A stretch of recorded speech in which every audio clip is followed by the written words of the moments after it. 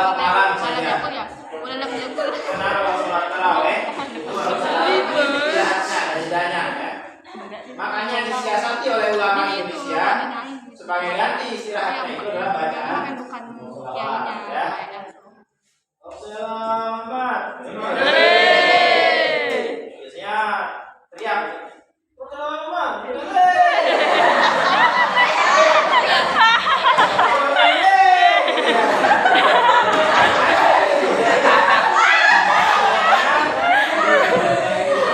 Akhirnya sholatnya jadi seperti goyonan ya.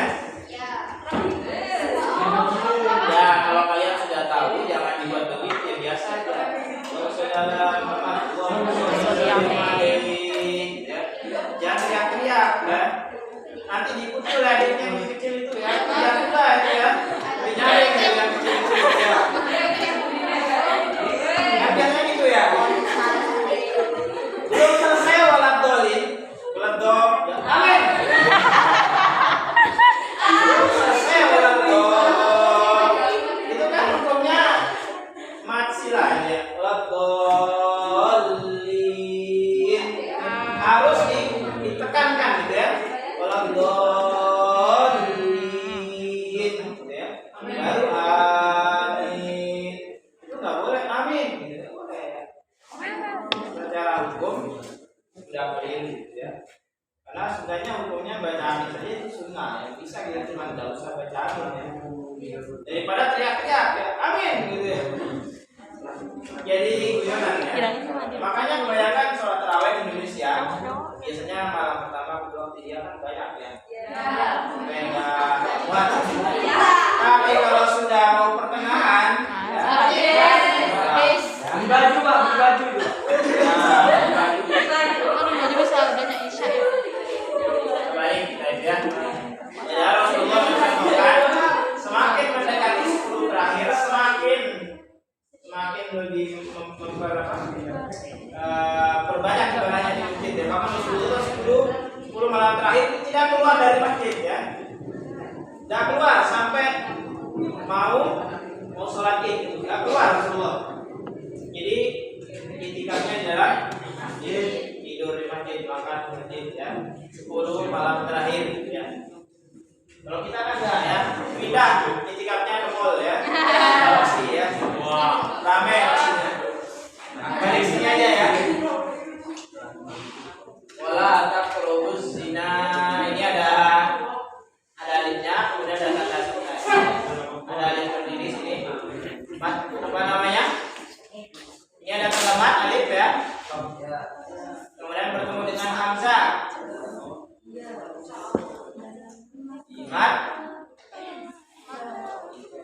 Mat jais memfasil ya. Ini mat jais. Kenapa dia jadi mat jais? Karena ada alif bertemu dengan hamzah. Antara zina dengan innahu ini lain kalimat ya. Zina artinya zina, innahu artinya sesungguhnya zina. Punya ini adalah kembali kepada zina ya. Apa bahasanya kalau bahasa Inggris? Oh, enggak ada ya. Bahasa Inggris kalau bahasa Arab ya. Jadi bu ini domir ya. Apa domir? Kata ganti mungkin ya. Kata gantinya sesungguhnya ya. Jadi nyanya siapa? Zina. Ya zi. Makanya di sini hukumnya mad jais munfasil. Kalau yang satu kalimat matnya bertemu dengan hamzah mad wajib ya. Kemudian kana dia mat atau ini ada alifnya ya. Ini sebenarnya hurufnya gini ka ya. Ada alifnya ya, jadinya seperti ini. Kana hilang. Kana fahidatan bertemu dengan mau. Tanwin bertemu dengan mau. Betul? Apabila ada tanwin fathatain, tanwin itu fathatain kasrotain ya. Kemudian dhammatain bertemu dengan ya mau kemudian punya mat lagi ya. Gitu loh.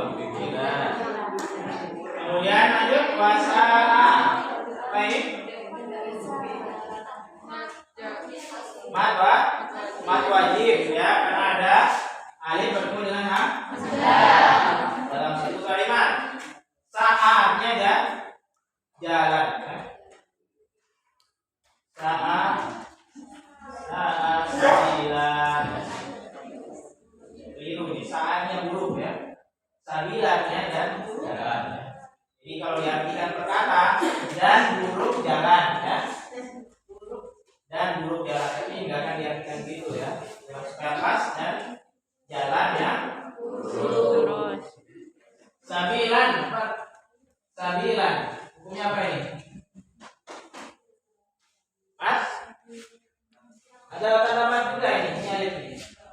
Nah, ini kan lam. Ada alif. Sabilan. Mat. Apa?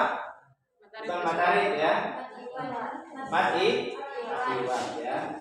Kenapa? Karena ada alif di akhir kalimat, kemudian harokatnya fathah ya. Dibaca sabila, ya tidak dibaca sabilan ya. Ya.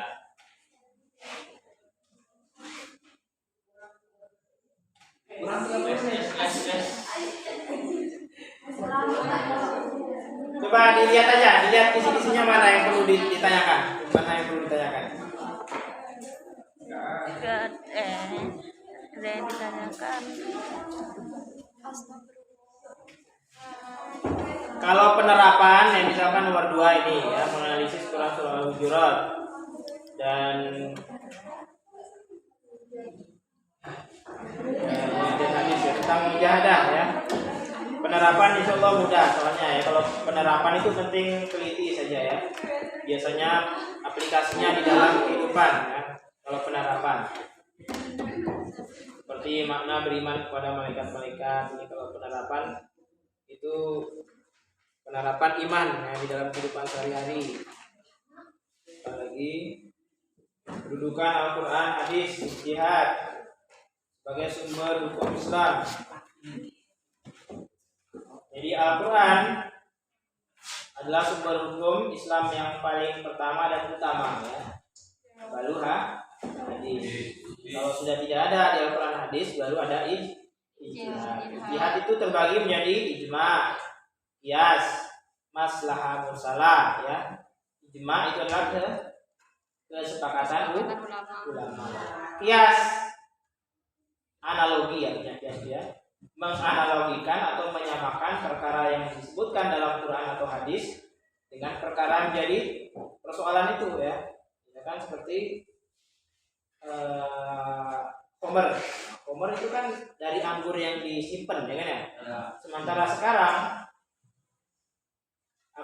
minuman kerasnya itu sudah tidak Homer lagi ya, lebih canggih lagi seperti apa? Brandy apa itu kan namanya? Kopi miring apa itu ya. Sudah enggak dari dari anggur ya, bukan es batu ya. Nah itu dikiaskan ya. Kenapa kok bisa haram? Karena dikiaskan dengan tadi itu komer ya. Dari apa? Sama-sama memabukkan ya. Kemudian maslahah mursalah. Maslahah mursalah itu adalah meninjau suatu perkara atau persoalan dari baik atau buruknya. Kalau itu dapat mendatangkan keburukan atau mudarat, maka dihukumkan haram ya. Kalau itu dapat membawa kebaikan, dihukumkan boleh ya, jaiz. Apa lagi? Coba dicek. Kemunduran peradaban Islam di dunia.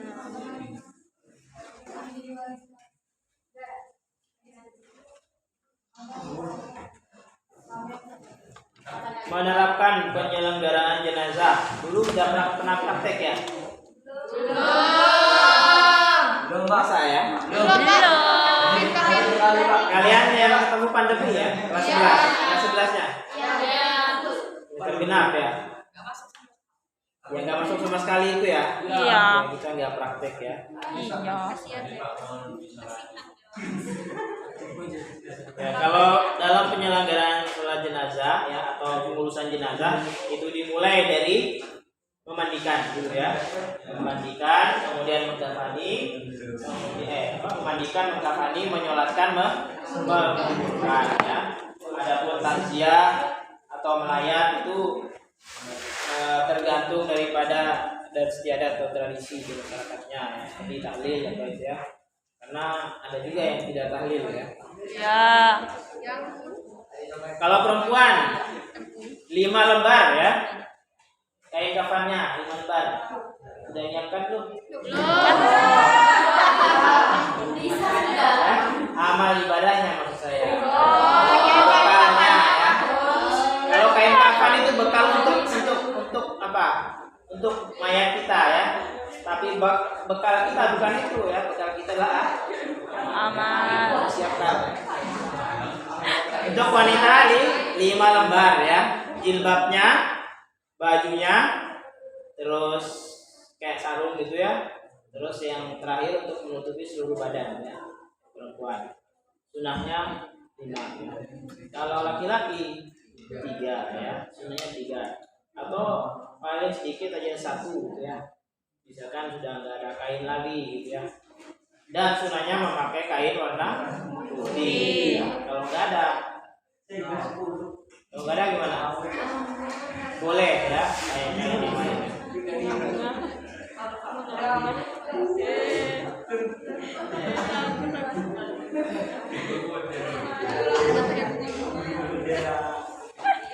Menerapkan ketentuan khutbah tabligh dan dakwah. Nah, ini khutbah coba. Khutbah itu rukunnya apa saja? Keluar ini ya. Keluar di soal rukunnya khutbah. Apa rukunnya khutbah? Rukunnya khutbah yang pertama hamdalah ya. Salam itu sunnah ya. Khutbah yang laki yang perempuan nggak pernah dengar khutbah ya? Belum. Nah, nanti Idul Fitri itu kan ada khutbahnya. Usahakan aja ya. Meskipun halangan minimal dengarkan khutbahnya ya. Jangan cuma khutbahnya waktu nanti nikah ya. Khutbah nikah. Jadi khutbah itu rukunnya yang pertama adalah hamdalah. Pujian gitu ya. Alhamdulillah atau innal hamdalillah. Nahmaduhu wa nasta'inuhu wa nastaghfiruh wa na'udzu billahi min syururi anfusina wa min sayyiati a'malina. May yahdihillahu fala mudilla lahu wa may yudlil fala hadiya lahu. Yang kedua, syahadat ya. Asyhadu an la ilaha illallah wa asyhadu anna Muhammadan abduhu wa rasuluh. Yang ketiga, sholawat ya. Allahumma sholli ala sayyidina Muhammad wa ala ali Muhammad. Keempat, nasihat takwa ya. Gak perlu ditulis. Oh, ditulis Pak. Ya, kalau kalian merasa penting ya ditulis. Kalau enggak penting, Penting Pak, penting.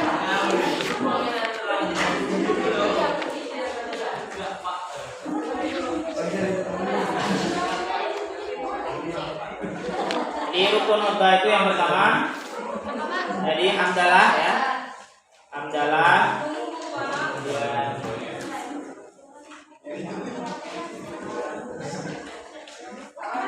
karena ini soalnya pengetahuan ya. Pengetahuan nanti pasti kalian diurut-urutkan di pilihan gandanya itu mana yang benar ya. A, B, C, D mana yang benar, apakah ini rukunnya yang benar atau ini. Kalian harus tahu. Kalau nggak hafal, nggak paham, ya dijamin keliru.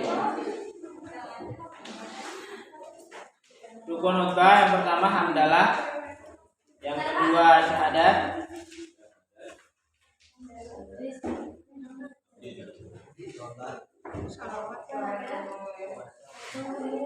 hamdalah, syahadat, kemudian sholawat,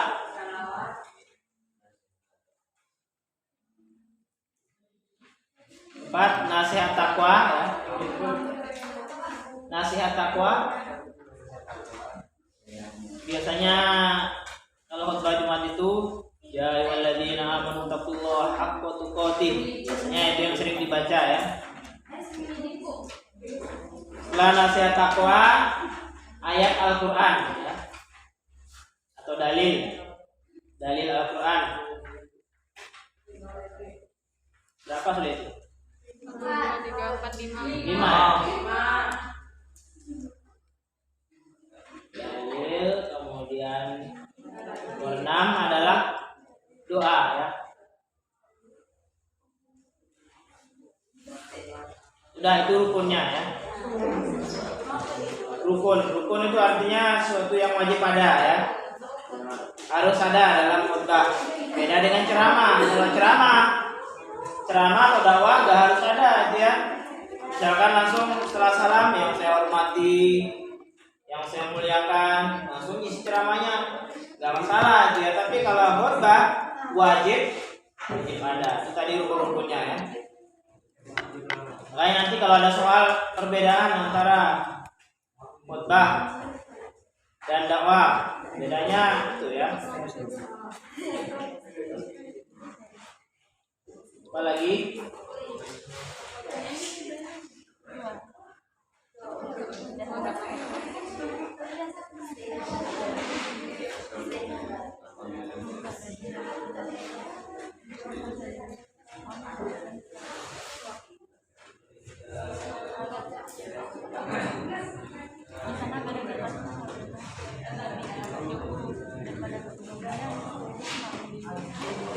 Kalau penerapan ini kebanyakan ini ya, pemahaman dalam kehidupan sehari-hari. Yang penting kalian konsentrasi aja, soalnya selalu mudah. Amin.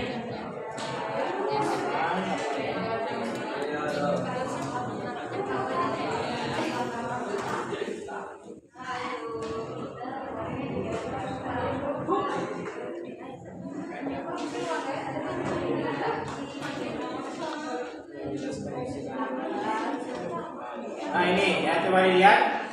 Kalian harus, kalau ada seperti ini pengetahuan itu kalian harus tahu, harus tahu apa yang disebutkan itu ya. Misalkan ini menjelaskan isi kandungan Quran surah Luqman ayat 13-14. Itu pengetahuan ya, soal nomor 22. Kalau pengetahuan kalian harus tahu persis ya, harus tahu persis. Makanya nanti dicek Quran surah Luqman ya. Quran surah Luqman ayat 13-14 itu wa idz qala Luqman libnihi wa huwa ya'idhu ya bunai la tusyrik billah inna syirka la zulmun azim ya. Itu dalil tentang larangan berbuat musyrik ya. Kemudian ayat yang ke-14 wawasainal insana biwalidayhi hamalatu ummuhu, tentang berbakti kepada kedua orang tua ya.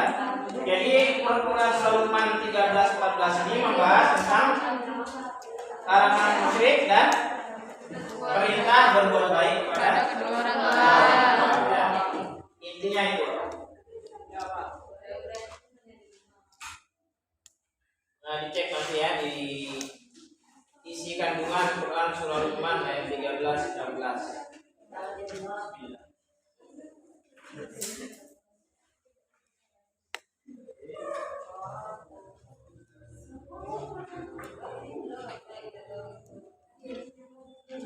Membaca teks bacaan dengan iman kepada hari akhir.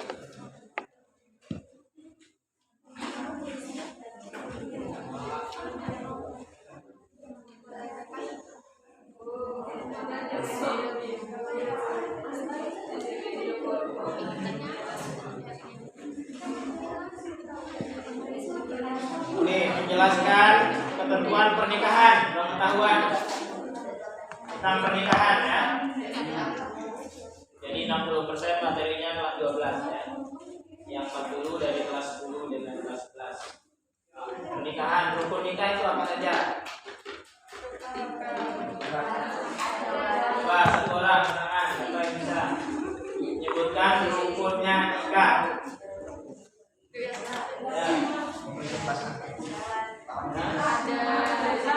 Coba satu orang siapa yang bisa nyebut? Ya, Laila Mansur. Gabun. Ada wali. Betul itu ya. Ada wali. Siapa yang punya wali?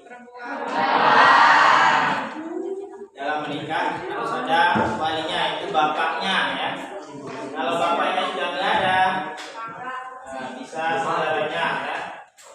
Saudara kandungnya. Kalau ada saudara kandungnya atau kakaknya yang laki-laki tapi belum bisa saudara bapaknya ya. Gak ada saudara bapaknya atau meskipun ada tapi gak bisa, dipasrahkan ke wali hakim ya. Pak Putih ya. Rukun nikah yang pertama ada mempelai ya, wanita dan laki-laki harus ada ya. Bukan menikah dengan boneka, menikah dengan anjing ya, menikah dengan apa yang dia sukai ya, misalnya itu apa namanya gitu ya. Kan ada itu ya di luar negeri kan ada itu yang menikah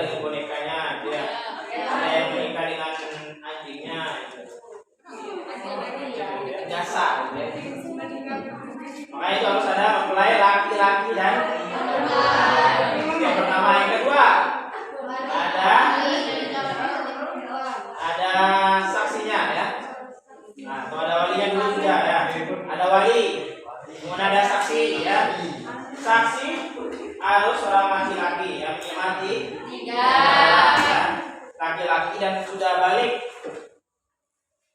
Biasa kalau saksinya belum balik atau nggak normal ya. Saksinya gila mungkin ya. Atau saksinya nggak bisa melihat gitu ya. Atau saksinya secara apa? Secara fisik mungkin nggak bisa mendengar atau nggak bisa melihat, nggak bisa berbicara. Nanti kita bisa.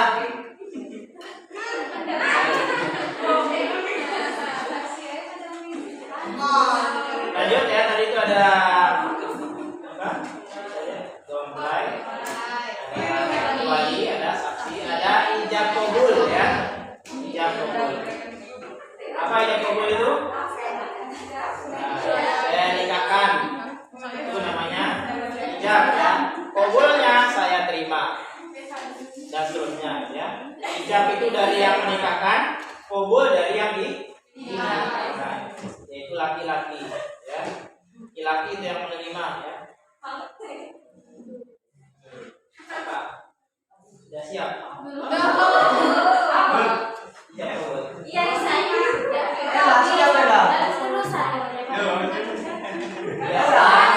biasanya ada yang harus persiapan dari sekarang ya. Harus persiapkan bekal dari sekarang karena waktu itu cepat sekali ya. Waktu itu cepat, apalagi sekarang sudah laki-laki senang dengan perempuan. Apalagi sudah bukan dikirimkan, sekarang itu sudah pegang-pegangan ya.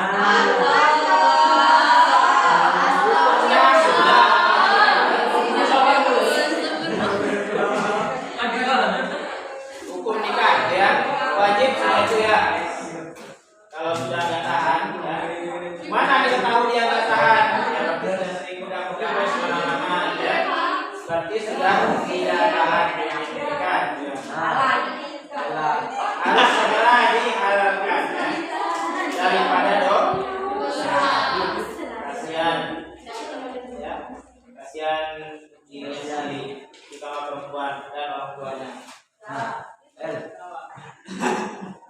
Jadi itu tadi ada berapa tadi? 4 atau 5? Ya. Cuma itu rukunnya nikah. Kalau sudah ada itu semua sah sudah nikahnya. Meskipun tidak tercatat di